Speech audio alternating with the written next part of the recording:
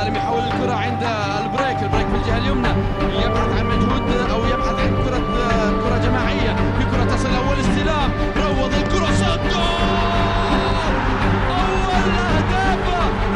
أول أهدافه سلمان الفرج تتخلص عادة الخط إلى أمام المرمى. هذا اللي ما تفرق معاه عبد الله آل سالم يسجل أول أهداف هذه المباراة.